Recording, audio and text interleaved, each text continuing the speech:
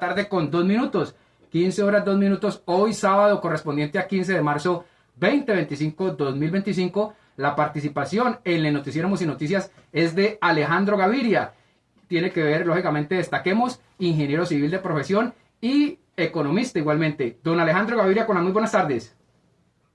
Buenas tardes a ustedes, gracias por la invitación, complacido de poder conversar. Como usted nos lo señaló, en corto como en el fútbol, porque están lógicamente departiendo con la familia, con doña Carolina Soto, con Mariana y con Tomás. Don Alejandro Gaviria, lo siguiente, tenemos que tocar un tema importante para el país, trascendental, como son las reformas. Las reformas no del gobierno, porque el gobierno es un total, el legislativo y el ejecutivo, pero aquí son las reformas de Petro. Esa reforma a la salud y lo que tiene que ver con la reforma laboral, ¿cuál es su concepto? ¿Lesivas para el país o lo contrario, los benefician a los colombianos? Yo voy a distinguir la respuesta entre las dos porque yo creo que son dos discusiones diferentes. Sobre la reforma de la salud yo tengo muchas dudas que expresé incluso desde que era miembro del gabinete de Gustavo Petro. No creo que vaya a resolver los problemas de atención del sistema de salud. Creo que puede incluso exacerbar o agravar los problemas financieros. Y no creo que un pagador único, una sola institución estatal, un monopolio estatal, vaya a ser capaz de pagar todas las facturas que genera el sistema de salud, más de 2 millones de atenciones diarias, y veo ahí, alcanzo a anticipar un gran riesgo de corrupción si todo el funcionamiento del sistema de salud se concentra en la institución que se llama la ADRES. Yo he expresado mis preocupaciones sobre los temas de salud. Yo creo que el sistema de salud tiene que seguirse mejorando, pero tiene unas capacidades acumuladas durante 30 años que hay que conservar de alguna manera. Me parece que los consensos que se han logrado todavía no son suficientes y que el proyecto sigue arrastrando desde el año pasado las mismas dudas. Me parece que es un proyecto que es un poco disfuncional. O sea, la arquitectura que describe los diferentes agentes, donde están los centros de atención primaria, las secretarías de salud departamentales y municipales, las gestoras que son la transformación de la CPS, la ADRES, el Ministerio de Salud. Estos diferentes agentes no tienen las funciones del todo claras. Tengo mis preocupaciones sobre este proyecto. No creo que vaya a ser aprobado en la Comisión Séptima del Senado, sinceramente. Creo que los 9 senadores que votaron negativamente el año pasado saben que la esencia del proyecto es la misma y no veo muchas razones para cambiar el voto por el sí. Sobre la reforma laboral yo tengo una opinión un poco más favorable. Me parece que en todo caso en un país que tiene tanta informalidad puede ser preocupante, pero yo no creo que la reforma vaya a tener un impacto muy adverso negativo sobre el empleo, como se ha dicho. Yo como investigador hace ya casi 20 años, trabajaba en ese momento en la Universidad de los Andes, era el decano de la Facultad de Economía, hice un análisis de evaluación de lo que se llamó la Ley 789 de 2002 y encontré que en su momento el aumento de la jornada diurna de trabajo no había traído consigo un aumento sustancial en el empleo. Ese argumento podría retrocederse ahora y decir que si la jornada diurna de trabajo vuelve a empezar a las 7 de la noche, no creo que ello sea desastroso para el empleo. 7 de la noche o sería mejor 8 de la noche, don Alejandro Gaviria. Sí, 7 a 8, a mí me parece que es una discusión marginal en el fondo, ¿no? Hay algunos pequeños comercios, sobre todo en el sector servicios, restaurantes, que dicen que si es a las 7 eso llevaría a un encarecimiento que podría llevar a cerrar ciertos negocios. No creo que sea un asunto sustancial, sinceramente.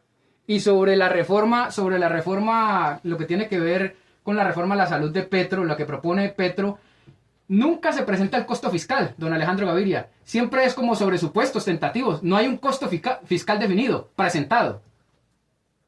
No hay un aval fiscal. No. Recuerden todos quienes nos oyen y nos ven a esta hora que una reforma como esta, que son reformas complejas de la seguridad social, necesitan que el Ministerio de Hacienda y Crédito Público del país entregue una evaluación fiscal. Eso lo estipula una ley, que es la Ley 819, que se aprobó por allá hace casi 20 años, y resulta casi inverosímil, ¿no? Que después de más de 2 años de discusión en el Congreso no tengamos de parte del Ministerio de Hacienda un estudio que nos diga, bueno, cuánto cuesta, cuál es la plata que va a gastar el Estado colombiano en esta reforma. Pero recuerden que aquí están pasando varias cosas, ¿no? Hay unos centros de atención primaria, unos equipos territoriales, y si esos recursos se van a sacar de los tratamientos y medicamentos de los colombianos, ahí sí nos va a ir muy mal. Y eso lo tiene que dirimir el Ministerio de Hacienda y no tenemos un aval fiscal todavía. Por supuesto es preocupante. Creo que algunos de los senadores, en particular las senadoras, 2 de ellas, que son fundamentales en este trámite, Norma Hurtado y Lorena Ríos, han dicho sin aval fiscal jamás votaríamos ya esa reforma.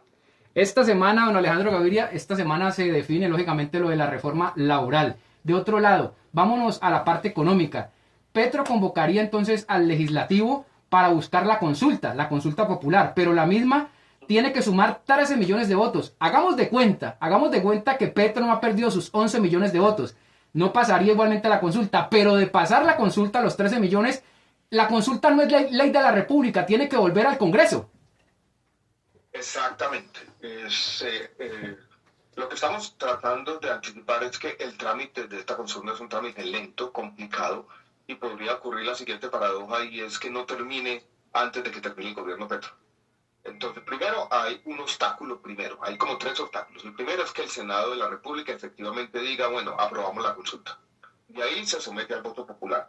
Necesita un umbral de 13 millones de votos, que yo lo veo complicado en esta situación, movilizar a la gente para sacar los 13 millones de votos. Y después esas preguntas tienen que procesarse y que el Senado las convierta en una ley de la República. Yo no veo ese proceso viable en el año y medio que falta, en los 2 años, años y medio largo que falta de gobierno. Llegando a la parte final, porque le cumplimos igualmente a doña Carolina Soto. No, pero tranquilo que estoy, no se preocupe, no hay afanes tampoco. Lo tenemos aquí por lo siguiente también, don Alejandro Gaviria. Los candidatos a la presidencia de la República, ¿cuál es su concepto de Vicky Dávila?